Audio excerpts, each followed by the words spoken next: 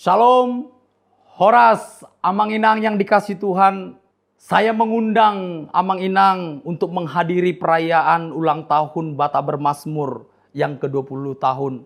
Tanggal 13 April jam 6 sore di GSKI Rehoboth Kelapa Gading. Pastikan Amang Inang kita bersama-sama memuji Tuhan atas anugerah yang besar yang disediakan Tuhan bagi kita bangsa Batak. Kita boleh berkumpul, menyembah Tuhan, mengucap syukur, mendengarkan kebenaran Tuhan yang pastinya mengubah hidup kita. Sehingga kita boleh terus dipersiapkan Tuhan untuk menjadi berkat bagi banyak orang. Saya tunggu Amang Inang di dalam perayaan Bata Bermazmur. Pastikan Bapak Inang hadir bersama-sama dengan kami. Tuhan Yesus memberkati. Amin.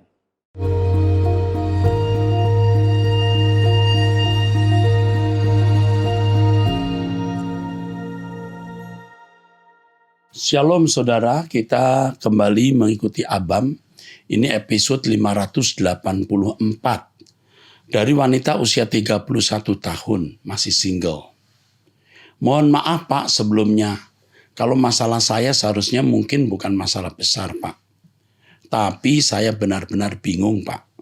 Sejak Januari sampai sekarang saya rajin ikut doa pagi dan ikut ibadah onsite Selasa, Kamis, Jumat. Saya bukan anggota gereja GSKI, Gereja Suara Kebenaran Injil. Jika saya tidak ada halangan. Tapi Pak, sampai saat ini ketika bayangan mantan dan perempuan yang sedang dekati muncul dalam pikiran saya langsung nangis Pak. Saya mungkin terlihat tidak punya keyakinan ya Pak, sama Tuhan dan egois ya Pak. Saya hanya memikirkan perasaan saya saja. Tapi saya bingung Pak, saya bisa tiba-tiba langsung nangis Pak. Kadang sampai nangis yang berteriak dan kadang sampai merasa sesak ketika melihat muncul mereka di pikiran saya. Kalau sudah begitu saya memang langsung berdoa dan minta ampun sama Tuhan karena takut yang saya alami ini bikin Tuhan kecewa. Saya benar-benar kecewa sama mantan saya Pak. Saya mendengar mereka mantan, perempuan yang sedang dia dekati mungkin sekarang sudah jadi pacar dan teman mantan saya. Kami saling mengenal karena kami satu gereja. Oh, Kamis ketemu ya. Ngomongin saya yang isinya menjatuhkan, menjelekkan, dan menyudutkan saya. Oh, kami semua saling mengenal karena kami satu gereja. Ngomongin saya yang isinya menjatuhkan, menjelekkan, dan menyudutkan saya. Saya kecewa karena merasa benar-benar dikecewakan oleh mereka dan lagi adik saya masih bergaul dengan sama mantan, melove foto-foto mereka di sosmed. Dan melihat anggota keluarga saya yang lain masih ngobrol akrab sama mereka. Saya merasa sedih dan kecewa Pak. Saya tahu sikap begini salah, tapi saya belum mampu menghilangkannya. Saya nggak tahu Pak, apa karena saya yang sedang sensitif. Tapi saya merasa kecewa juga karena merasa keluarga pun tidak simpati dengan apa yang saya alami. Saya bingung harus bagaimana Pak. Sedang berusaha mencintai Tuhan dan diri sendiri, tapi respon menangis itu masih muncul dan saya pun belum bisa benar-benar menghilangkan harapan saya untuk bisa kembali lagi dengan mantan. Maaf ya Pak kalau perasaan kecewa dan patah hati saya ini seperti tidak mempunyai iman. Oke. Kamu sedang bergumul hebat dengan kekecewaan dan kepahitan ini. Ya. Bukan hanya dari mantan, tapi dari wanita yang didekati, teman gereja, ya, terus bullying, isu, ya. Belum lagi adik dan keluarga yang masih akrab dengan mantan. Ya, saya tidak tahu ini mantan pacar atau mantan pasangan hidup. Ya. Tetapi begini Nak, kita tidak bisa mendesain hidup sesuai dengan apa yang kita ingini. Fakta-fakta seperti ini harus terjadi di dalam hidup dan kita tidak bisa menghindarinya. Ini hukum kehidupan, artinya ada hal-hal yang memang harus kita alami. Ya. Yang kedua, kamu harus tahu bahwa kamu lahir sendiri tanpa mantan itu. Dan suatu hari kamu akan pulang ke surga di kekekalan juga tanpa dia. Kamu akan pergi sendiri. Sebagaimana kamu datang sendiri. Ingat prinsip ini. Yang ketiga, kamu jangan berharap lagi kembali dengan mantan ini. Kamu harus menganggap kamu sudah mati untuk dia atau dia mati untuk kamu. Kamu masih punya masa depan, usiamu masih 31, muda, kau masih memiliki hari esok. Jangan hari esokmu hancur oleh masa lalumu yang tidak perlu diingat atau disesali lagi. Yang berikutnya, jangan memanjakan perasaan. Perasaanmu itu sebenarnya bisa ke arah ke kanan atau ke kiri tergantung kamu. Tapi kalau kamu menyerah, kamu akan dibawa oleh perasaan itu atau terintimidasi oleh perasaanmu sendiri yang ditunggangi oleh manusia lama atau kuasa kegelapan yang memang sedang menyeret kamu untuk tidak mendekat kepada Tuhan. Sebab selama kamu memberhalakan perasaan itu, kamu tidak bisa melekat dengan Tuhan. Suatu hari kamu akan tahu yang kamu butuhkan ternyata hanya Tuhan, bukan siapapun. Termasuk bukan keluargamu. Kalau kamu bisa menerima keadaan ini, mengampuni adik dan keluargamu yang ngobrol dengan mantan itu, kamu luar biasa. Jadi yang penting di sini jangan harapkan kamu kembali dengan mantan itu. Kebesaran jiwamu harus merekah ketika kamu memperlakukan mantanmu seakan-akan kamu tidak punya persoalan dengan dia. Saya tahu ngomong ini gampang, prakteknya sulit. Tapi kamu harus melakukannya. Tidak bisa tidak. Ya, perbanyak doa pagi, mendengarkan khotbah, onsite usahakan, dan Tuhan akan menolong kamu. Kamu sedang dalam proses kesembuhan. Kalau kamu berpikir, saya takut menyakiti hati Tuhan dengan perasaan ini, itu bagus. Kamu akan bisa sembuh melalui perjalanan waktu. Bertahanlah sampai kamu bisa melewatinya. Selamat berjuang. Dan ingat, kau masih punya Pak Eras. Masih memiliki tim, maksud saya masih memiliki saudara, tim dari Abam ini. Tuhan memberkati kamu. Oke. Berikutnya dari wanita usia 24 tahun. Salam Pak Pendeta, salam kasih dalam Tuhan Yesus Kristus. Mau bertanya siapa itu Melkisedek? Karena di dalam Alkitab menjelaskan bahwa ia seorang imam Allah yang maha tinggi. Ia datang dan memberkati Abraham. Ia juga tidak berbapa, tidak beribu, tidak bersilsilah. Dan dia dijadikan sama dengan anak Allah. Begini. Sampai hari ini Melkisedek itu benar-benar misteri. Tetapi dengan hadirnya Melkisedek sebenarnya ada pesan untuk dunia. Bahwa Allah membutuhkan seorang imam yang menjadi pengantara antara Allah dan manusia. Seorang imam menurut undang-undang peraturan kerajaan surga atau menurut Melkisedek. Dan itu digenapi di dalam diri Yesus. Dia lebih hebat dari Abraham.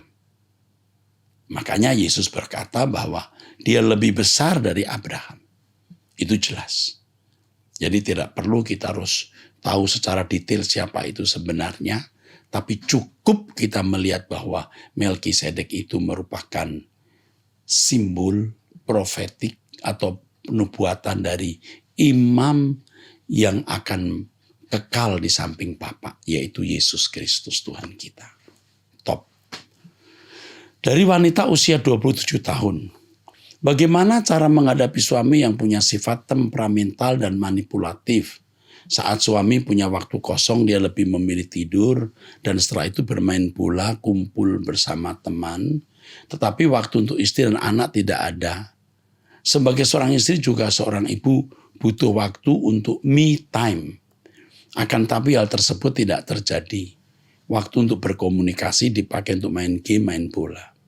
Sifat ini terjadi secara terus-menerus yang berpengaruh terhadap mental saya. Terkadang saya berpikir untuk berpisah, akan tapi di samping itu ada anak-anak yang menjadi pertimbangan besar untuk tetap bertahan sekalipun mental dan batin tersakiti. Dia sudah punya anak-anak berarti lebih dari satu ya. suamimu itu masih bersifat orang muda. Ya. Dalam surat Timotius Paulus berkata, jangan miliki nafsu orang muda. Kamu masih muda tapi jangan memiliki nafsu orang muda. Ini orang tua tapi masih memiliki nafsu orang muda. Maaf ya, itu sudah keputusan dan pilihanmu punya pria semacam ini. Dulu kenapa kamu menikahi pria yang belum lengkap jiwanya, belum utuh jiwanya, masih kanak-kanak mentalnya. Jadi sekarang yang kamu lakukan jangan menuntut dia menjadi seperti yang kamu harapkan. Me time kamu itu hanya dengan Tuhan atau dengan anak-anak tanpa suami. Itu harus kamu terima. Jangan menuntut lagi, you diam. Kamu harus memandang dia orang sakit, memandang dia pasien, dan jangan harapkan dia normal, sehat, waras seperti yang kamu harapkan dan kamu bayangkan. Ya, berpadalah, cukupkan dirimu dengan dirimu sendiri dan anak-anak, dan percayalah Tuhan mengisi hidupmu. Persoalanmu kamu masih menuntut dia untuk bisa punya me time bersama kamu. Persoalanmu kamu masih menuntut dia jadi pria yang baik. Dia bukan pria yang baik. Dia bukan pria yang baik. Ya. Kalau saya ambil ilustrasi, ini bukan suamimu ya, mungkin orang lain ya. Kalau mentalnya masih babi, lalu kamu mengharapkan dia atau seseorang mengharapkan dia bermental domba, enggak bisa. Naturnya babi, mau bagaimana tetap babi. Jangan harapkan dia tidak bermental jangan berharap dia berakting sebagai domba atau bersikap sebagai domba. Kodratnya begitu, dia belum dewasa. Terimalah keadaan ini dan tetaplah kamu mencari Tuhan bersama anak-anakmu. Ya. Bertahanlah. Pasti suatu hari Tuhan akan melakukan tindakan terhadap suamimu. Ya, sekarang kamu yang harus berubah dulu, memancarkan keagungan sebagai anak Allah. Tunggu Tuhan tegur, ingatkan dia. Atau lenyapkan dia. Tunggu saja. Ya, harap Tuhan dan terimalah keadaan ini. Jangan tidak turuti apa yang saya nasihatkan ya. Jangan keras kepala. Karena kamu itu memiliki sifat keras kepala juga. Jadi kamu harus menerima keadaan ini dan tidak lagi memaksa suamimu menjadi seperti yang kamu ingini. Tidak bisa lagi. Percuma. Sekarang kamu cari Tuhan, kamu me time dengan dirimu sendiri, dengan Tuhan dan anak-anak. Jangan harap suami. Belum lengkap, belum utuh jiwanya. Belum dewasa. Tidak dewasa. Oke, dari wanita usia 43 tahun. Ibu rumah tangga. Salam. Saya ibu rumah tangga yang saat ini sedang menghadapi masalah ekonomi. Suami saya sudah tidak bekerja selama 1 tahun lebih. Saya bingung, saya tidak mau merepotkan saudara saya lagi. Saya sudah banyak dibantu, hari-hari saya hanya dibantu dari saudara. Saya punya rumah, apakah saya salah jika saya harus menjual rumah saya, Pak? Sebab suami saya tidak setuju, mohon solusinya. Oke, ini solusi tidak bisa saya berikan dengan sederhana. Saya harus tahu anakmu berapa. Suami tidak bekerja. Apakah karena sakit? Apakah karena malas? Kamu bisa apa? Nah ini harus dipahami. Lalu kamu kalau menjual rumah itu harga berapa? Apakah bisa buat modal? Kalau bisa buat modal, kamu punya keahlian apa? Kamu harus dikonseling dan harus tahu kasus lengkapnya ya. Tapi yang jelas kamu ini sebenarnya sedang kalut. Kamu itu kalut. Kamu bisa nggak ya nggak kalut ya? Teduh. Kamu kalut tidak menjawab masalah. Dan dari tulisan kamu ini kamu punya kemarahan terhadap keadaan. I feel that, saya rasa kamu sedang marah terhadap situasi. Kamu dibantu saudara, tapi kamu merasa tidak mau merepotkan saudara. Kalau memang kamu lagi susah, dibantu ya terima saja, jangan sombong. Terima dulu. Tetapi kamu mesti memikirkan apa yang harus kamu lakukan. Tidak mungkin kamu tidak punya jalan. Jangan jangan mengharapkan jalan mudah untuk memperoleh pertolongan. Tidak bisa begitu. Semua harus diupayakan, dikerjakan. Semua harus digumuli, tidak dengan mudah. Coba lihat kemungkinan kamu dapat jalan. Pasti ada loh. Kamu jangan putus asa dulu. Ini kamu sudah putus asa. Kamu juga menyalahkan suami. Ya, kamu pride, merasa tidak enak, merepotkan. Nah, tidak apa-apa kalau sementara memang harus merepotkan, rendah hati, lalu bantu keluarga. Saya melihat ada peluang kamu untuk mendapatkan nafkah di sini. Mungkin kamu belum melangkah. Lakukan apa yang saya nasihatkan ini. Pikirkan langkah apa yang bisa kamu lakukan. Sekecil apapun jalan itu bisa membuat kamu hidup. Jangan diam. Apa yang kamu harapkan dari saya? Nasihat apa yang kamu harapkan dari saya? Tidak ada. Ya, oke, saya kira cukup itu. Saya teruskan dari pria usia 32 tahun, single, Tangerang. Ya. Pertanyaan pertama, apakah kalau orang pernah dipenuhi Roh Kudus, orang yang dipenuhi Roh Kudus, bisa tidak berubah karakternya yang buruk? Kepenuhan Roh Kudus ada dua jenis, yang satu temporal, yang kedua permanen.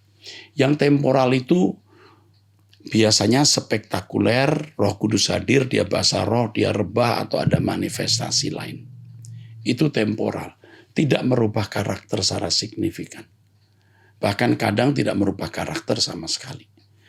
Kepenuhan Roh Kudus secara permanen ketika seseorang mendengar firman dan hidup di dalam doa, dalam persekutuan dengan Tuhan, Roh Kudus akan penuhi dia secara permanen. Dan itu yang merubah karakter. Mestinya kepenuhan Roh Kudus tidak hanya sesaat dengan karunia-karunia roh yang didemonstrasikan seperti bahasa roh, penglihatan, dan lain-lain. Tetapi secara berkesinambungan mendengar firman, secara berkesinambungan hidup dalam doa, dia akan kepenuhan roh secara permanen. 2. Apakah ada orang yang dipenuhi Roh Kudus berbahasa Mandarin, tapi orang itu tidak tahu artinya? Kita harus bisa membedakan antara glosolalia dan senolalia. Glosolalia bahasa roh, yang tahu hanya dia dengan Tuhan. Kalau senolalia itu lidah asing, yang pernah diucapkan rasul-rasul pada waktu peristiwa Pentakosta. Pada waktu peristiwa Pentakosta bukan bahasa roh, itu lidah asing. Rasul-rasul tidak bisa bahasa Brasilia misalnya. Dia mengucapkan bahasa Brasilia misalnya. Ya. Bahasa Kapadokia, Pontus, atau bahasa-bahasa yang ada di sekitar Israel waktu itu. Di mana orang-orang Yahudi di perantauan datang dan heran kok mereka mendengar rasul-rasul bicara dari dalam bahasa di mana mereka datang atau merantau. Itu lidah asing. Karena ada teman saya suatu tempat kerjaan dengan saya waktu dia dapat tugas membawakan renungan di kebaktian ibadah guru di sekolah. Teman saya ini, dia bersaksi bercerita bahwa dia pernah dipenuhi Roh Kudus setelah ikut doa 10 malam di gerejanya. Dia berbahasa roh, bahasa Mandarin selama 2 minggu. Suka bibirnya ngomong sendiri, katanya berbahasa roh dalam bahasa Mandarin. Sampai-sampai dia suka malu kalau dia bersama orang banyak. Teman saya ini Pak suka mengabdi dirinya kalau dia itu dipenuhi Roh Kudus dan dapat penglihatan lewat mimpi. Kalau dia bahasa Mandarin harus ada verifikasi orang yang bisa berbahasa Mandarin. Itu lidah asing. Jika lidah asing itu punya pesan untuk orang yang mendengar. Kalau glosolalia bahasa roh tidak perlu atau tidak ada pesan seringkali. Dan kalau dia ngomong lalu bahasa Mandarin tidak ada pesan untuk orang, ya itu rasanya tidak mungkin. Saya khawatir temanmu berlebihan. Ya, berlebihan. Bahasa rohnya bahasa Mandarin, apakah benar? Harus orang yang bisa berbahasa Mandarin menverifikasi. Tapi Pak, ada yang janggal di pikiran saya tentang kesaksian teman saya ini. Kejanggalannya adalah kok orangnya tidak berubah karakternya. Nah, yaitu orang yang dipenuhi Roh Kudus permanen dan punya karunia bahasa roh permanen, karakternya berubah. Saya lihat sendiri Pak, teman saya ini nggak disiplin, nggak bertanggung jawab, nggak bertanggung jawab banget dalam pekerjaan, suka salah-salahan mengerjakan pekerjaan. Kalau ditugaskan oleh pimpinan, selama saya bekerja 5 tahun, lebih satu tempat kerja dengan dia, teman saya ini suka terlambat kalau datang ke sekolah. Selama 5 tahun lebih saya satu tempat kerja dengan teman ini Pak, saya perhatikan dia nggak ada perubahan karakternya, tetap nggak disiplin, dan tidak bertanggung jawab, suka asal-asalan dalam bekerja, suka nggak bersih orang, dan saya lihat Pak, dia ini nggak memberikan contoh bagi murid dalam bersikap. Padahal Pak sudah bosan pimpinan kepala sekolah menasihatinya dan menegur dia supaya berubah, tapi paling dia berubahnya 3 hari. Menurut saya Pak, bukannya Roh Kudus itu menuntun kita dalam kebenaran, semakin cerdas, semakin peka dalam kehendak Tuhan. Saya mau beritahu temanmu itu palsu, ya.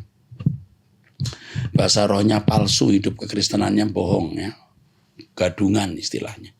Kalau Kristen benar, dia tertib. Udah pasti itu gadungan, palsu. Sekarang kita melihat wanita usia 54 tahun punya 2 anak. Salam Pak Eras, saya mengikuti channel Pak Eras sejak COVID tahun 2020. Jujur saya sangat banyak berubah Pak Eras. Sebenarnya kami gereja di gereja suku puluhan tahun. Saya beribadah di situ biasa-biasa saja. Sebelum mengenal channel Pak Eras, saya sering beribadah di tempat lain karismatik. Karena di situ saya sangat sukacita dan bertobat. Namun setelah mengikuti semua acara Pak Eras, saya semakin dikuatkan. Saya sering dulu sama Pak Eras, begini Pak, saya merasa rumah tangga saya tidak bahagia karena dulu saya dijodohkan. Awalnya memang suami saya baik, pekerjaannya juga wira swasta. Tapi semakin lama saya sangat tertekan batin. Orangnya egois, kasar, tidak romantis. Memang tidak pernah memukul saya. Dalam hal ini keuangan tidak pernah jujur. Saya akui masih ada sisi baiknya, dia tanggung jawab terhadap biaya kedua anak saya sampai tamat kuliah. Namun Pak Eras, kami sudah lama tidak hidup serumah karena kami punya 2 usaha dari tempat usaha lain sehingga kami jarang komunikasi. Kalau perlu saya baru komunikasi, misalnya kalau ada pesta kami pergi bareng mengunjungi saudara, lagi sakit pergi bareng sehingga orang lain tidak tahu kalau kami pisah rumah. Bagaimana menurut Pak Eras rumah tangga seperti ini?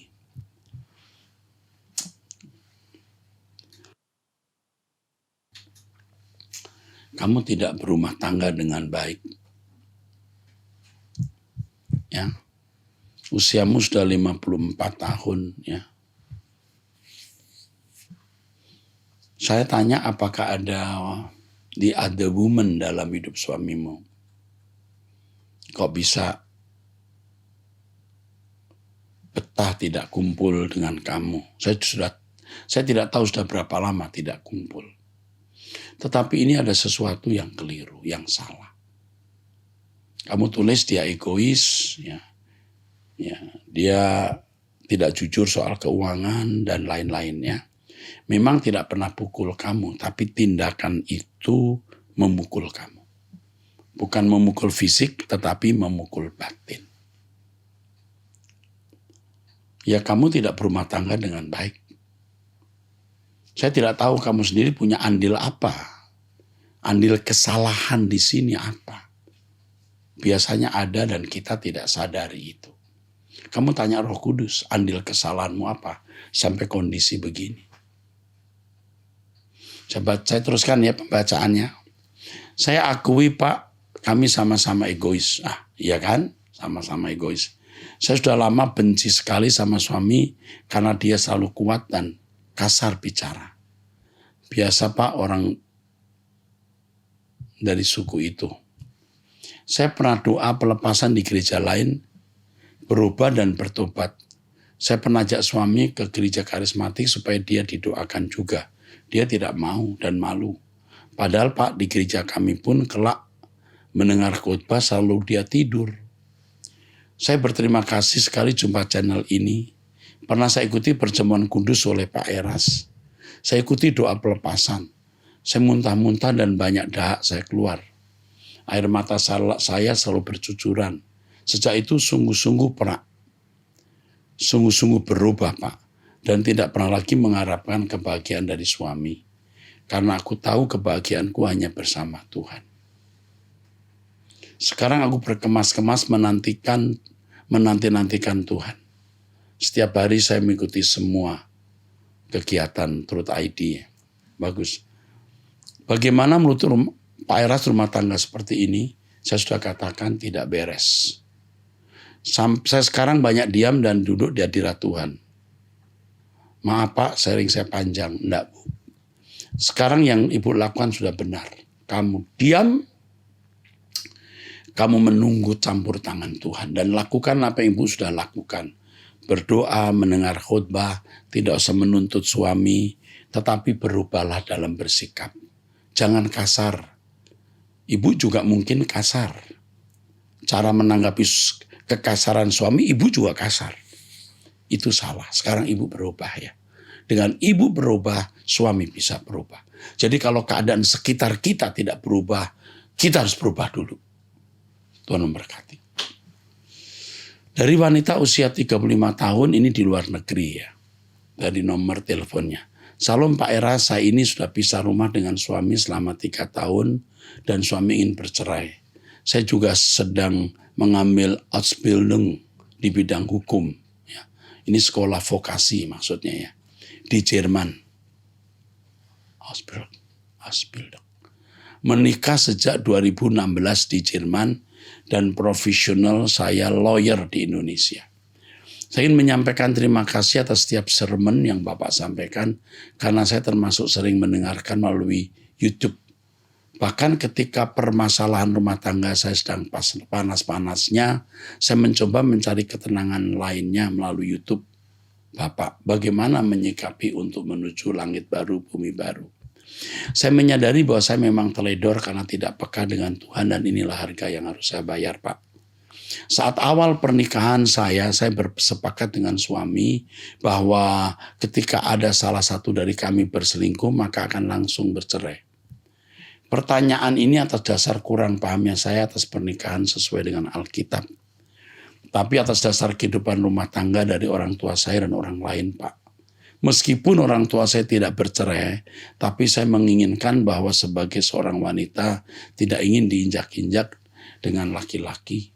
Tahun 2020, 2 minggu setelah anniversary pernikahan kelima, suami meminta bercerai melalui email saat saya sedang di Indonesia.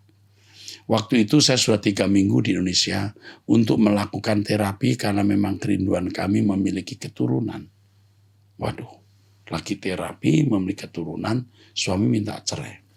Awalnya memang saya ingin mempertahankan rumah tangga karena kami tidak pernah bertengkar sama sekali. Akan tetapi saat saya kembali ke Jerman, saya mendapatkan suami melakukan perselingkuhan melalui sexting, bahkan lebih menyakitkan, dia mengunduh video dan foto pornografi anak-anak. Saat saya mendapatkan itu, saya langsung menelpon polisi karena di Jerman ini termasuk tindak pidana. Setelah polisi datang ke apartemen suami dan melakukan penyitaan atas CPU-nya, maka disitulah saya angkat kaki, tinggal beberapa minggu di Kakak dan memutuskan untuk bercerai di tahun 2020. Oh ya Pak, saat kejadian tersebut suami sudah tidak ingin tinggal bersama karena corona dan dia tinggal di rumah warisan orang tuanya yang berbeda kota dengan apartemen itu. Jadi saya kembali ke Jerman tanpa dijemput suami dan apartemen sangat berantakan, tidak ada makanan sama sekali. Suami datang hanya memberikan kunci apartemen karena kunci tersebut saya tinggal di mobil. Saya tidak ingin membawa kunci rumah ke Indonesia. Di Jerman harus menunggu 1 tahun untuk menggugat cerai. Maka saya pun tidak dapat langsung bercerai. Singkat cerita, selama setahun itu saya mulai ada pertobatan besar dalam hidup saya. Hidup saya diisi berdoa secara pribadi, menonton sermon dari berbagai hamba Tuhan melalui YouTube termasuk Pak Eras. Sempat ada rekonsiliasi di akhir bulan Februari 2021, tapi hanya bertahan 5 bulan dan suami kembali bekerja di Italia. Kemudian tiba-tiba dia menghilang lagi. Dia tidak bisa dihubungi sama seperti kasus di awal saat saya di Indonesia tahun 2020. Saya tahu kapan suami akan pulang ke Jerman, tapi dia tidak menghubungi saya saat dia pulang, Pak. Tiba-tiba ada gugatan cerai masuk di pengadilan. Di situ saya hancur, Pak. Puji Tuhan bahwa ternyata gugatan dia ditolak oleh hakim karena cacat hukum. Belum memenuhi masa pisah 1 tahun. Jadi menurut hakim bahwa hubungan kami dihitung sejak Maret 2021 sampai dengan gugatan itu masuk di bulan September 2021, yang mana lebih dari 3 bulan masa pemulihan akan dihitung baru lagi untuk masa pisah rumahnya, yaitu 1 tahun. Sejak September 2022, masa 1 tahun itu sudah terpenuhi, Pak. Saya pun mengatakan kepada lawyer yang sekaligus bos saya untuk tidak ingin bercerai, bahkan kepada suami saya juga. Saya mengirimkan email untuk tidak ingin bercerai. Komunikasi hanya melalui email dan dia tidak pernah sama sekali membahas email saya. Saat ini saya menggugat suami untuk uang nafkah selama pisah. Pak, tapi tidak untuk bercerai. Saya siap ketika suami akan menggugat cerai saya. Pak, oh iya Pak, saya masih sering kirim surat lewat email maupun makanan ke suami. Bahkan Desember 2022, saya mengirimkan oleh-oleh dari Indonesia. Buah kesukaan dia. Tapi atas nama mama, karena mama 3 bulan mengunjungi saya dan keluarga kakak di Jerman, Pak. Melalui proses hidup ini, saya dibawa Tuhan untuk fokus against pornografi, human trafficking, melindungi anak-anak lebih lagi, Pak. Saya pun belajar kembali mengenai hukum internasional dan update hukum Indonesia terhadap perlindungan anak serta human trafficking. Bahkan saat ada teman-teman yang ingin bercerai, saya memberikan nasihat untuk tidak bercerai dan selalu mendorong supaya dekat dengan Tuhan, serta menonton khotbah-khotbah atau sermon-sermon. Anda bertanya, Alkitab menjawab, khotbah Pak Eras melalui YouTube. Selain itu juga untuk teman-teman di Jerman ketika diusir dari rumah, saya memberikan bantuan mengenai hak-hak mereka serta menghubungi pihak-pihak terkait pemerintah setempat untuk dapat bertahan hidup di sini. Saya hanya ingin hidup fokus untuk serupa dengan seperti Yesus. Tetap topang saya dalam doa ya Pak, untuk bisa mengakhiri pertandingan iman di dunia ini dengan baik. Terima kasih sudah membaca tulisan ini Pak. Sorry jika terlalu panjang. Jika saya ke Jakarta rencana tahun depan karena lulus sekolah vokasi, saya ingin mampir ke MAG untuk beribadah secara langsung. Semoga Pak Eras panjang umur. Aduh kok saya terharu jadinya ya. Membaca ini saya terharu.